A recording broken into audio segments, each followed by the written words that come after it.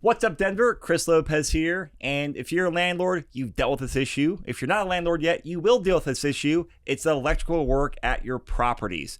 So today's podcast will cover 5 common things that investors should be aware of when it comes to electrical work on your properties. And our guest and expert is Lance Padilla. He's been doing electrical work around Denver for about 17 years now. Done everything from, 3-bedroom places up to 7-unit apartment buildings. So great resource, and he's going to talk about the 5 things. Lance, glad to have you on the show. So start off and give us all a quick background on how you got into electrical work. Really a family thing.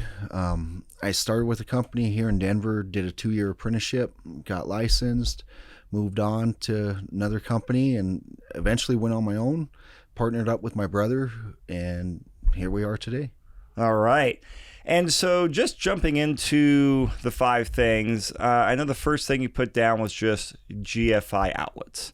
What are GFI Outlets, and why should I care as an investor? What should I know about them is the correct question. GFIs are extremely important. They're required in all wet locations. If you've ever seen a movie where someone's thrown in, say, a toaster into a bathtub, you want that thing to trip. You don't want to be in a pool full of electricity. So if there's a GFI, it won't get electrocuted. The person won't get electrocuted, right? Yes, because in theory, the GFI is supposed to trip once it senses water. So if it senses water, it trips, everything is safe. So you really want them kitchens, bathrooms, garages, outdoors, anything wet location. Okay. And is that, obviously that's a safety thing. And when I'm buying a property, a property is from the 1950s. They don't have them. Like, what does that impact me to make sure that the property is safe for tenants or our clients to live in? And what's the code? What's the code requirements? So mainly we'll base this off the code requirements. Okay. So your code requirements are every wet location. Even if the house is built in 1940, 1960, and you don't have one, that's totally fine. That's why we have them today at Home Depot. We can go pick one up and put it in your bathroom, your kitchen, your garage, or the outdoor location. Okay, because that definitely comes up on inspection reports. There's almost always a GFI that doesn't work, or there should be a GFI there. So when people see that on, I have to put 3 GFIs in there, like, what's the labor like that? What's the cost, and how big of a job is it? Labor-wise, it just depends really who you're calling. Everyone bases these prices off their own knowledge. The part's really cheap. It's $18. If it's a whole circuit that you need to GFI protect, you want to get a breaker, and it's $55. And you can protect that whole circuit. Okay. And so if someone has a house and they need to install a couple of GFI outlets, that's sounds like a few $100s depending on a few things, but not a huge electrical overhaul. No. Okay. No, it's definitely reasonable. And do GFIs, once they're in there, do they have like a certain lifespan? You're looking somewhere from 7 to 12 years. And the reason is because the components inside that GFI, they're sensitive to what we call sags, which you get from Excel, rolling blackouts. We don't get a lot of them here in Denver, but power outages.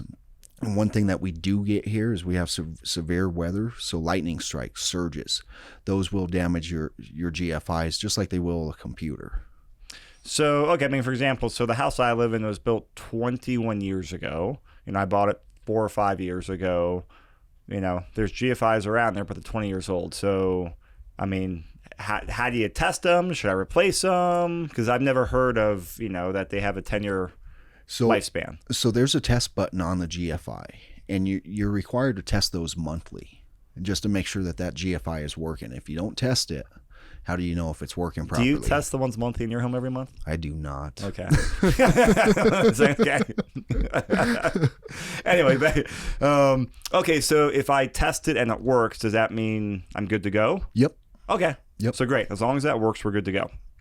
All right. So GFIs, I know of a few photos up here that are a burned GFI outlet. Talk to us about this situation. And just for listeners on here, we'll describe it, and there'll be the show notes as well. But Lance brought some photos. This one's a funny story. It was for a homeowner who installed a bunch of Christmas lights on it last year. String after string after string of LED lights and a lot of the blow up little snowmen. Yep. And that GFI, it looks newer. It looks like it was maybe 4 or 5 years old, but it got overloaded. It wasn't due to a wet problem. This was an overload for sure. And you can see that on the back of the GFI because that thing is just completely burnt. Oh, it's all black. Yeah. Yeah. Okay. So when that happens, obviously that's not a good thing. No. All right. So I know one of the things that has happened. This happened in my properties.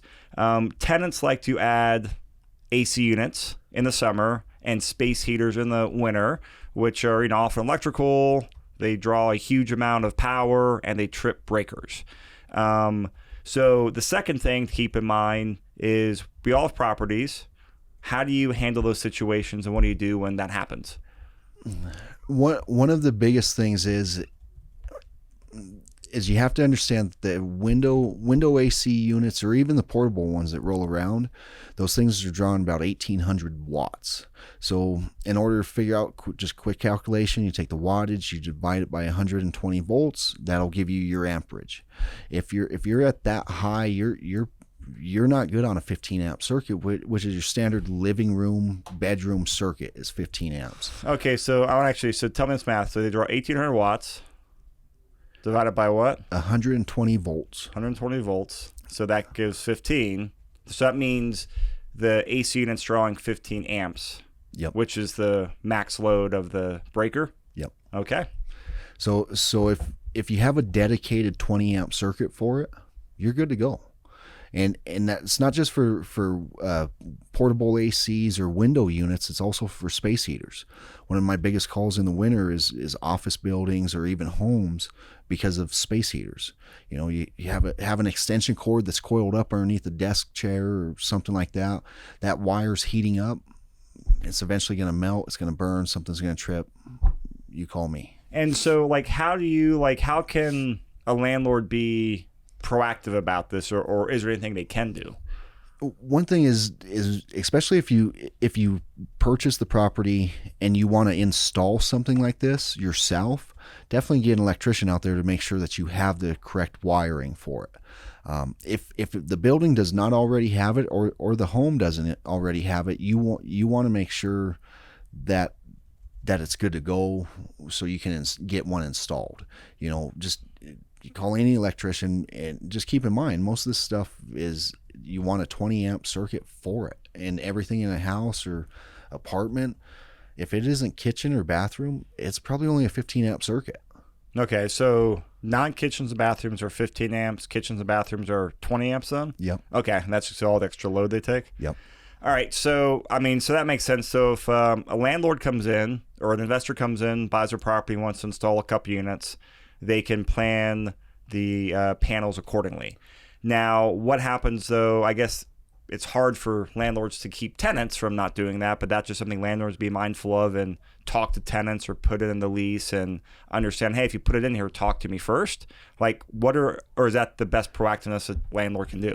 That's the best proactive that you can do, because you could tell someone not to do it, but we're all humans. Oh yeah, they're going to do it. If someone's going to get cold, they're going to get a heater. If they're hot, they're going to get an AC. So I'd do it from the get-go. You're better off to have it done, or at least prepared for an AC, because it does get hot here in Denver. Oh yeah. Most places are going to have a furnace or a boiler system where you're going to stay pretty cozy, in the winter months. I would be proactive about it and just get it done as soon as you purchase the building. And so is that replacing all the circuits in the entire house then, or just in the... No, much easier than that. You just need a dedicated circuit. Okay. From the panel to wherever the location of the window unit's going to be, or where you think a portable unit would be. Okay. So you have to do a little mind reading there where you think a tenant may do it. Yes. Okay. Yes. With bedrooms, I would do it mainly in the living rooms for an AC. Especially for for a window unit. Okay. You know, portables, it's really tough to tell where they're going to put it. Yeah. And where to put that circuit. But definitely for a window unit, just have one by the window ready for it. So, I mean, what's like just a ballpark cost for, if you're able to give that? Just, I know there's a lot of variables, but just kind of give me and our listeners an idea of like, hey, something like this, here's what it costs. Is it a few $100, a few $1,000? It can be just a ballpark like that. I'd put you somewhere in between $300 to $1,500. Okay. It all depends on the amount of material that you're purchasing. If it's close to the electrical panel, you're looking at the lower end of things. But if the electrical panel's on the other side of the building, you got a lot of conduit to run and a lot of wire to push. All right. So the third one is aluminum wiring. Now this comes up. Why, tell about, because most houses are copper. Give us the breakdown on aluminum, when it was used and why people should or should not be concerned about it. So copper wiring will go back into the 60s, into the very early part of the 70s. There was a copper shortage at the time, and a lot of this was due to the war because they were using copper to make bullets. So they found a different type of metal material that we could use for wiring, and aluminum just happened to be the next most conductive next to copper at the time. Copper is 98% conductive, where aluminum is only 60% conductive. So the issue that you have with aluminum is when it heats up, so when you put a load on it, it expands. When you take that load off of it, it contracts. Okay. So what'll happen is you have an outlet and you have a screw, and that wire's wrapped around the screw like this. So when it's heating up, it's actually backing out that screw. And this is how you start to hear about the dangers of the aluminum wiring, is that it starts fires. Well, that's because that wire's been loose from the outlet and it's sitting there and it's arcing. And once it starts to arc, that's how you get a fire. So that's the reason aluminum is really dangerous. We still use aluminum today, but it's a compact aluminum. It's multiple strands. It could be 12 strands in one wire, where 60s, early 70s, it was a solid piece, and that's the one that's going to expand and contract on you. Okay, so that's a great explanation. So there is aluminum wiring through the whole house, to the outlet, and that's where it can start pulling away from. So if I'm looking at a house, 1960s, has aluminum wiring, I'm under contract, comes up with an inspection report, like what's my next steps? Like, how important is it? Is it have to rewire the whole house? It's extremely important, but the great thing is you don't have to rewire the whole house. Okay. I mean, it is an option, and it is probably your best option, because the next two options, they're only temporarily fixes. It's something you may want to get maybe 5-10 years rechecked. So you can purchase a aluminum outlet, which is much cheaper than doing the wire nut or the Lumicon deal. I want to say those outlets are like $2 a piece. Where, say, if you take a piece of copper wire and you bond it to the aluminum with the special wire nut, which is it's got like a goo inside of it that bonds those two metals, because we don't want the two metals fighting each other. We want them to kind of bond to each other.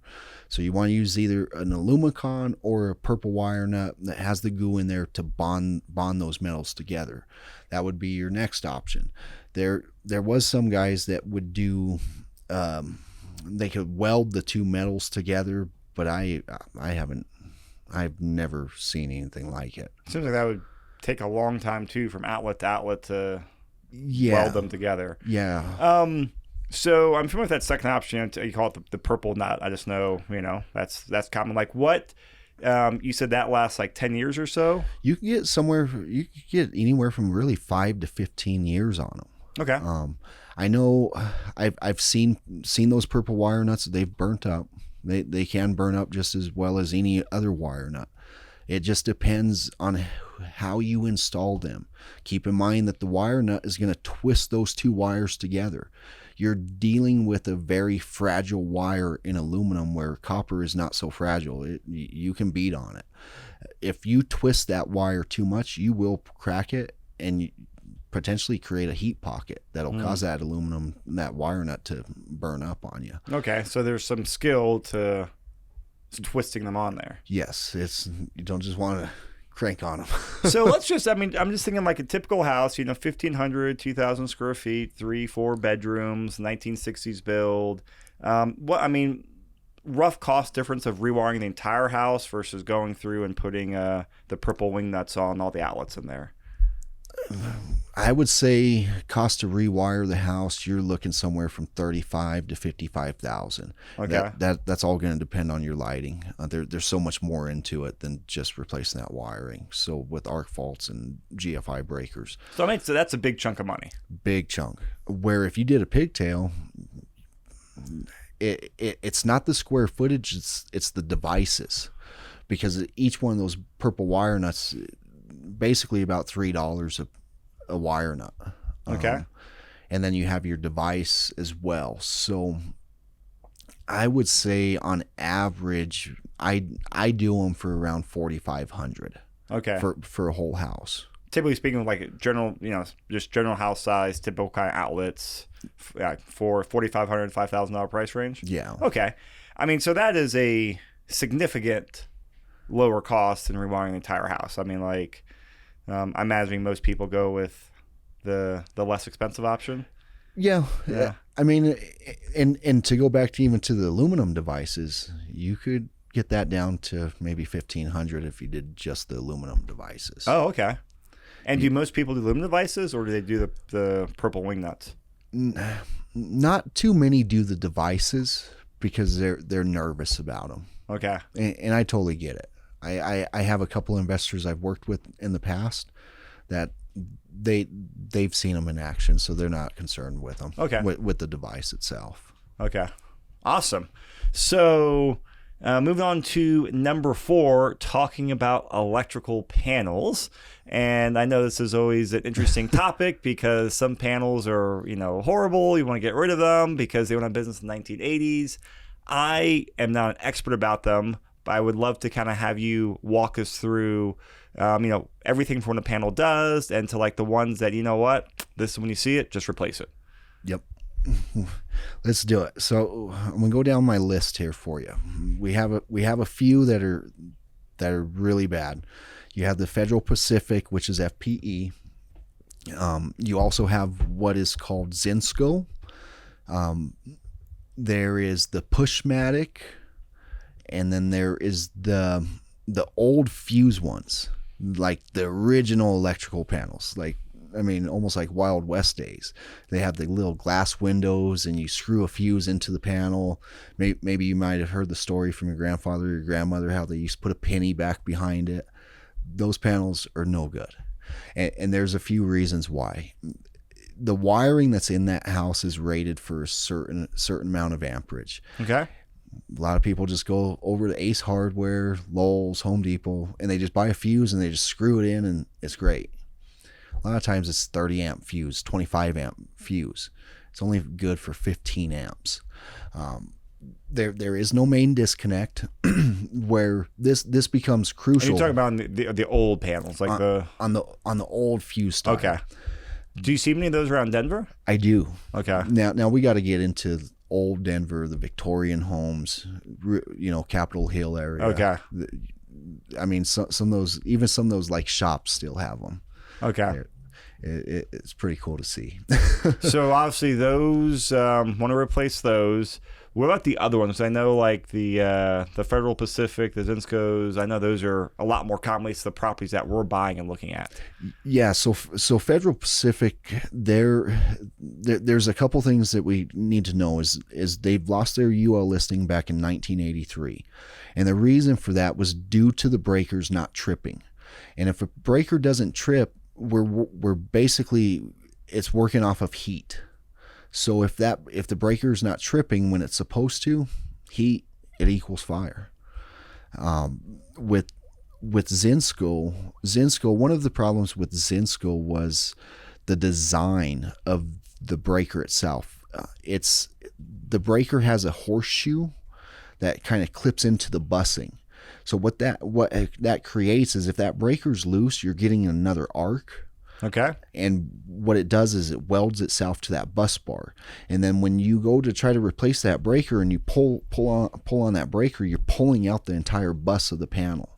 If that bus is energized and that can is grounded, you're going to have a big boom right in your face.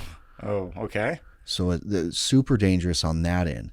FPE, it's really just a fire hazard. But it's super documented. I mean, it's all over the internet. I don't have to say anything about it. You can Google it and find all the info you need about those. And what about the last one you mentioned was Pushmatic? Yeah, the old Pushmatic panels. It's not that the breakers don't trip. It's the problem of getting the parts for it. So let's say we have a couple places here in town, Denver Breaker or Mr. Breaker, that you can potentially purchase those replacement parts for. If they don't have it in stock, you're going to have to purchase this breaker all the way down in Florida, North Carolina, potentially Washington, and that breaker is going to cost you maybe $400 or $500 just for that one push breaker. What's the typical breaker cost? Typical breaker cost is $5. Oh, wow. So like $5 versus $500? Yeah. Okay. I mean, they can get really costly really quick. Just because supply and demand, there's only not many people are selling them, and they're not in business no more. So what you're purchasing is a used breaker that's been refurbished. Okay, interesting. All right, so how for the Pushmatic, Zinsco, Federal Pacific, how can people, or do you have any rules of thumb? So an investor looks at a panel that they can say, oh, this type of panel, I know this means I need to replace it. So you want to look for the FPE, the Federal Pacific, and a lot of times those ones are really documented, or like this one that you have pulled up on the screen. You just want to look for like an orangish red type of handle, or the sticker that says like stab lock on it. If it's an outdoor panel, it'll be like stamped into the front cover, okay, and it'll say FPE, and it's like a metal stamp right into it. It's like engraved. And then okay, so if it's a stab lock on there or Federal Pacific stamped on there. Yep. And if some of that stuff's been painted over, you just want to look for those handle ties where it says 20 right there. You're talking about on the breakers themselves. Yep. Okay. And that's that like an orange red? Yep. Okay. Huh. And then what about, and we're pulling some images here, and these are all in the show notes too. So I'm putting on the Pushmatic pictures you sent over. So on these, oh, I've seen none of these panels you're talking about. Okay. So these, when you see these Pushmatics, is that know it, or do you just go and replace it to avoid like having to, pay a huge amount for a breaker? Yeah, because the problem with them is that the breaker can get stuck when it does trip. Okay. And if it trips and it gets stuck, now you're trying to hunt these parts down. It's just a pain. What about Zinsco panels here? I'm looking at these. I see red and blue handles on the breakers. It says Zinsco on the sticker. Yep. So these are pretty obvious, it looks like. Yep. Okay. And so what's the average like panel replacement cost? Realistically, anywhere from, I'd say, $2,000 to $3,500. Now that would be based on an average. Like this panel that you have pulled up right here, I mean, that's something that could be done for around $1,200. Yeah, that one's pretty reasonable because a lot of times, like if you're dealing with a house versus say an apartment, we have to upgrade the grounding system for the house. We would have to install what they call a bypass meter for the house, where if you're doing it at an apartment, we're using the existing grounding. We're not changing anything. All we're doing is swapping like for like on the panels, so you don't have to upgrade any of that grounding. So those panels are a little bit cheaper than say if you have one for 3,000 square foot home. Okay. Because a lot of times I have a couple right now, one in Broomfield, one in Lakewood. They're 3,000 square foot homes, and each one of them have a 125 amp panel on it. It's just not big enough for what's being installed in those homes. Okay. So we got to upgrade those 200s. But yeah, I'd say somewhere from two to three.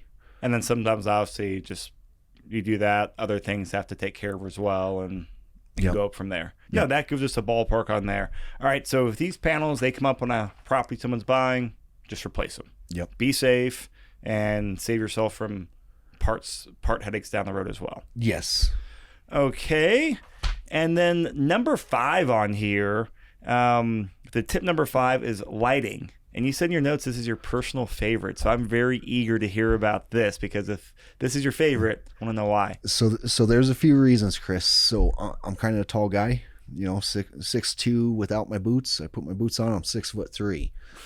Now, if we walk into, let's just say an apartment or say an older home that has an 8-foot ceiling, okay, I can instantly palm that, put my hand to the bottom of it, but here's this chandelier that's just banging me right in my nose as I walk through the dining room. So you must love the basements in Denver then, huh? No, I'm not a huge fan of them.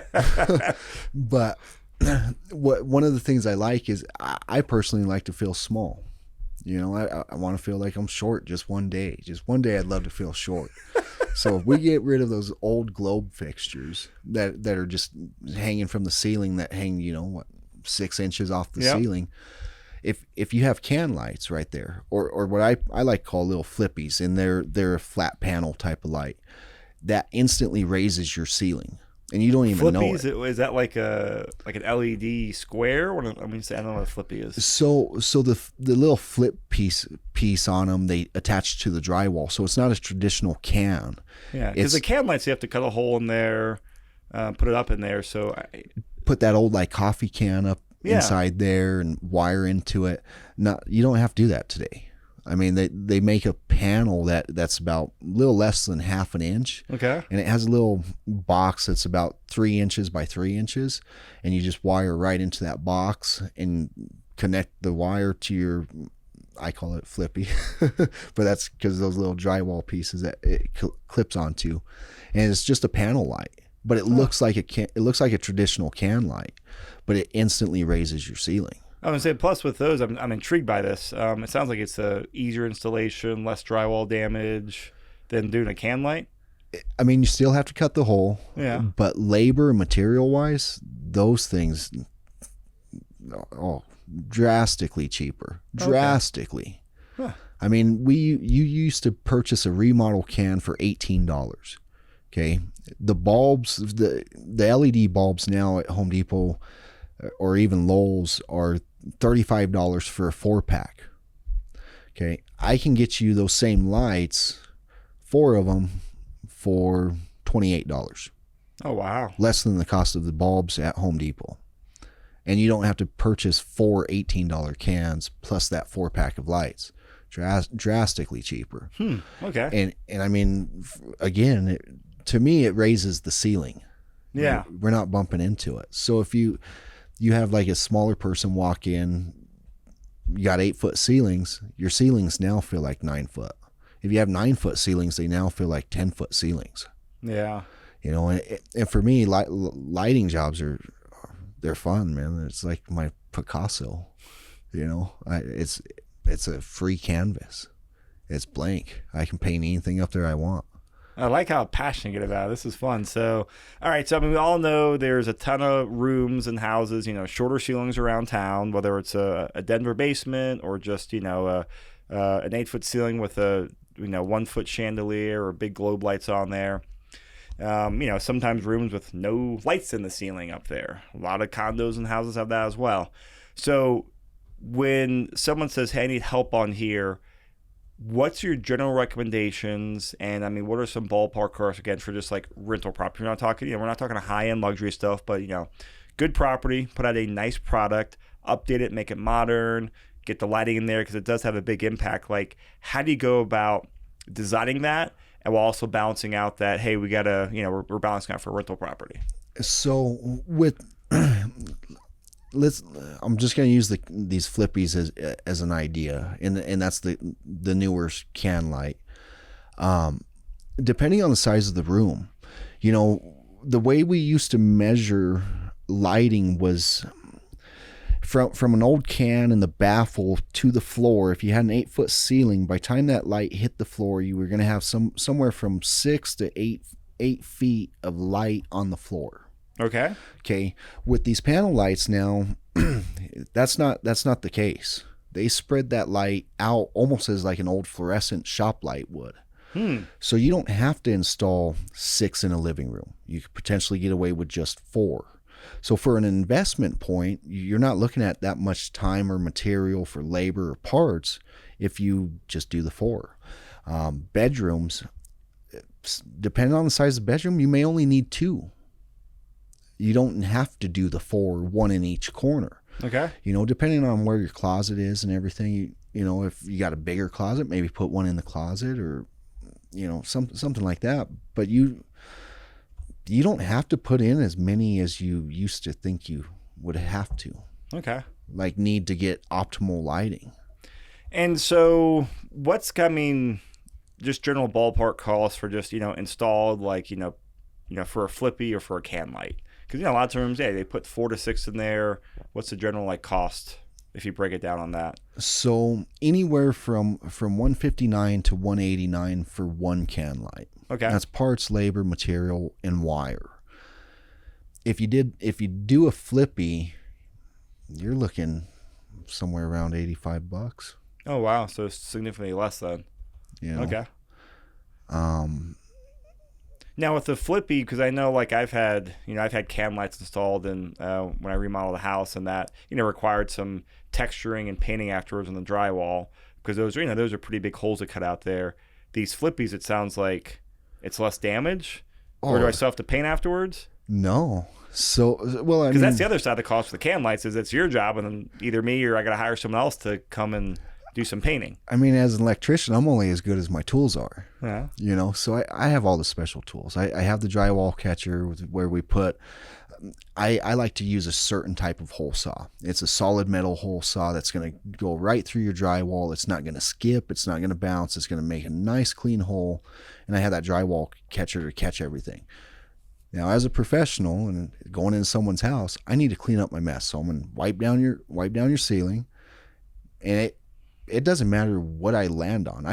You could have a stud right in the middle of that hole. My little flippy fits right there.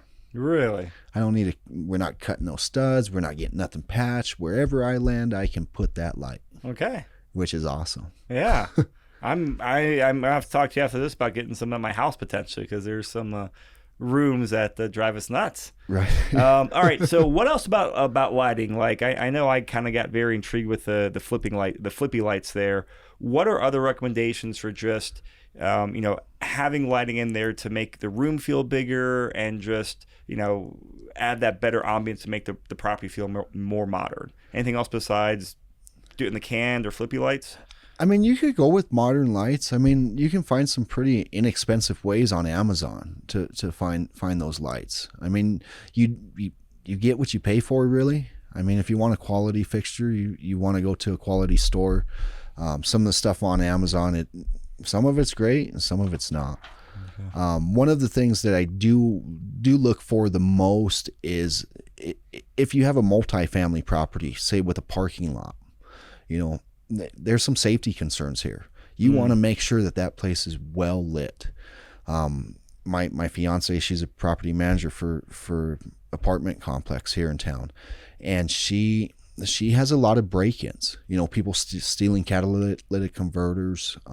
And there's some other problems out there that you really need a well lit place because you have families living in these properties, small children. Well lit parking lots that is the best thing for your property. Yeah. Great. All right. So 5 things. These are all great stuff. I learned a lot. So thank you, Lance. Hope our listeners did as well. I know that you probably drummed up some questions on people that people reach out to you. So I want to make sure we mention it. What's a great way for people to get a hold of you to, get your help on, a project or whatever? Yeah, they can call me. They can call my direct phone number, 720-272-2562. They can text me. They can email me at lance.powerelectricalservices realtors@gmail.com, and it's all one word. Okay. Very long email. Yeah. And we'll put all that in the show notes too for the Right. people, so they can just go there and click it and let their iPhone do it. Now, something else I think is really interesting. When you and I were chatting at the book launch party back in July or June, whenever it was, you were telling me about a bike Christmas or a bike drive you're doing for Christmas. And I know you're planning it, and we wanted to get some momentum around it. So tell us what you're up to, because it sounds really cool. Yes. So we really want to thrive to give back to the community. You know, the places that we work, the places that we live, and I tend to see a lot of bad situations with either homeowners or tenants. I mean, I go into all these properties, and I just want to give back. You know, I get my kids. They're fortunate. They get a lot. Mm-hmm. I mean, so we want to give back. We'd like to give out 10 bikes to 10 different families. We also want to do Christmas presents up to $300 for 6 different families for their children, and we understand that it's tough times right now. You know, and we want to help out. I like it. So what is a way people can contribute or get involved? Just reach out to you, or? Yeah, if they can reach out to me, if they have, if they want to donate or be a part of it, that's totally fine. If they want to, send us some families, even if it's one of your own personal tenants, if you're helping them out with rent, and hey man, that's what we're doing this for. All right. So that's great. And yeah, actually, before we were, hit record on the podcast here, we were just talking, how's life, how's business going, and you mentioned you were looking for, I think, a couple people to hire. So, I mean, throw it out there and tell little people about the culture and what positions you're looking to hire for. Yeah, we're always looking to add more to the team. Realistically, we really want some service electricians, guys that know service. Even if you don't know it, we're willing to teach it. You just got to be willing and able to be a team member and take it on. We're always looking for help, whether if it's apprentices. The apprenticeship program's awesome because we pay for your schooling. It's really, really awesome. All right. Well, we'll make sure all the contact details to reach out to you, Lance, are in the show notes. And of course, if people have trouble finding that, email me. I'll connect you guys. No problem. I mean, Lance has done some work on my properties, been happy with it. I'm working on our clients' properties. And, the way one of the measures I always look at, other businesses, professionals, is I never expect a job to be perfect, because no one is perfect. But how do you make things right when something just didn't go right, whether it's just, hey, it's your own fault or a situational fault, but how do you make it right? And there have been things, with, inspection items, Lance has come out, fixed it, something came up with Excel or something later, and guess what? Lance is out there the day after our clients have called them, and I've always respected the way that you've handled the follow-up problems, because there always will be problems in any business, in any situation. There's always something that does not go right, and I always like to look at how people take care of it, and you've always responded back and taken care of things, so I respect that about you, Lance. Right on. Thank you. All right, well, everyone listening and watching, thank you guys. Reach out to Lance. He and his company does great work.